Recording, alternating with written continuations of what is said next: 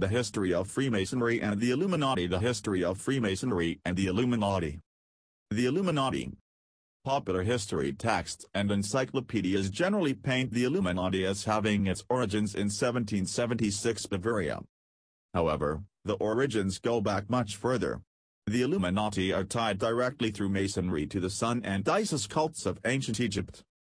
The term Illuminati was used by one early writer, Menendez Pelayo, as early as 1492 and is attributable to a group known as the Alumbrados of Spain. The Alumbrados were said to receive secret knowledge from an unknown higher source, resulting in superior human intelligence. This group was condemned by an edict of the Grand Inquisition in 1623, in what was another battle in the long-running war between the Catholic Church and the secret societies. Some writers claim that a group known as the Illumined Ones was founded by Joachim of Florus in the 11th century and taught a primitive, supposedly Christian doctrine of poverty and equality. This tactic to disguise Illuminism behind a thin veil of Christianity is now a well-established theme. Later, this group is said to have become violent, plundering the rich and thereby discrediting Christianity as a whole. Still other writers trace the Illuminati to the dreaded Ishmaelan sect of Islam, also known as the Assassins.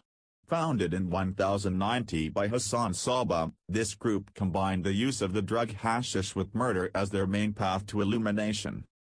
Killing was a mystical experience to this branch of the mystery schools. They not only maintained their control by murder and threats of murder, they believed that the assassin could acquire the gnosis, or soul energy from the victim. This is the theory behind the human and animal sacrifices of Satanists throughout history, and the ritual child abuse etc. Primitive religions get the same effect by dancing and drum eating.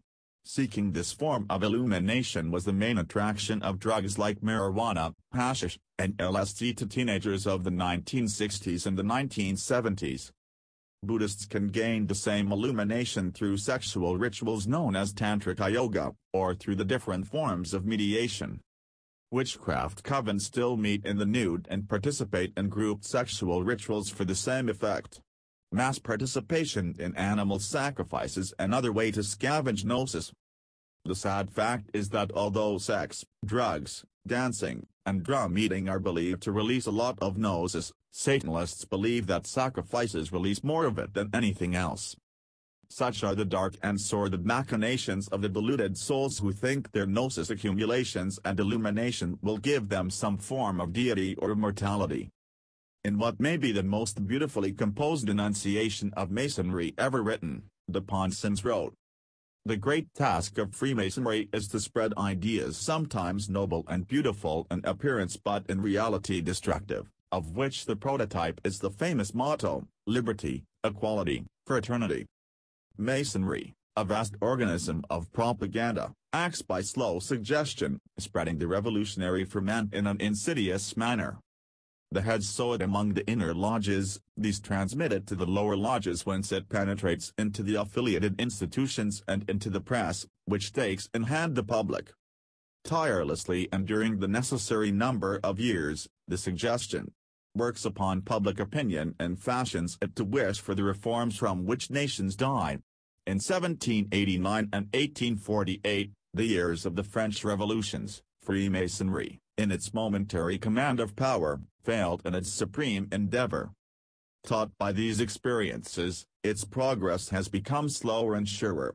When once the revolutionary preparation is obtained and judged sufficient, Masonry leaves the field to the militant organizations, Carbonari, Bolshevists, or other open or secret societies, and retires into shadows in the background. There it is not compromised. In case of check, it seems to have remained apart, and is all the better able to continue or take up again its work, like a gnawing worm, obscure and destroying.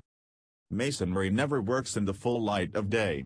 Everyone knows of its existence, its meeting places and of many of its adepts, but one is ignorant of its real aims, its real means, its real leaders. The immense majority of Masons themselves are in that position. They are only the blind machinery of the sect which they serve. Many honest Masons are so blind that they would be stupefied if they knew for what they are being used. The Masonic ritual revealed. Every Mason swears to a set of oaths so ancient that a separate term has been set aside to describe them. These are called blood oaths. Masonry, as we know it today in America, is thought of as having 33rd degrees, or levels. Many offshoot organizations have developed over the years that have attempted to add additional degrees above the publicly known 33. Mormonism is one such offshoot. As shown in a later chapter, its founder Joseph Smith, and most, if not all of his initial inner circle of supporters were Masons. He borrowed heavily from Masonic ritual for his newly created Mormon ceremonies. With each successive degree, the Mason must swear to ever more cruel and barbarous oaths. The following details of the initiation oaths of the first 3 degrees of Masonry are closely guarded Masonic secrets. In fact, every Mason must swear to kill any fellow Mason who reveals them. Fortunately for humanity, however, several brave souls in the last 200 years have felt compelled to speak out, publishing this secret work for the world to see.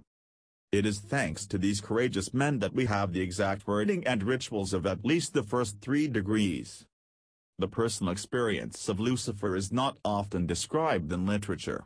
What it was like to be Hitler living in a physical body with the incarnational Luciferian energy can only be hinted at in his biographies. The traditional Hollywood idea of fangs and claws and large devilish bodies is a stereotype that does not equate to the assimilation of these energies into third-dimensional living. Perhaps some of Aleister Crowley's life might hint at it in part. Alan Richardson, perhaps to some extent, manifests in his book Earth God Rising, the slow descent into what might be called Luciferianism.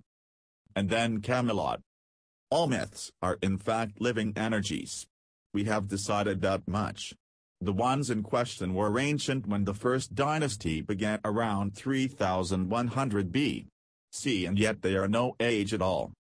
They are instead ever becoming, like the spurting of autumn, or the column of some sparkling and infinite fountain.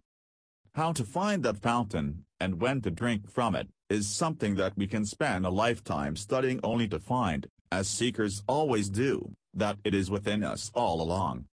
One of those figures from the realms of myth and history who was more aware of such matters than most was a certain priest from the 26th dynasty.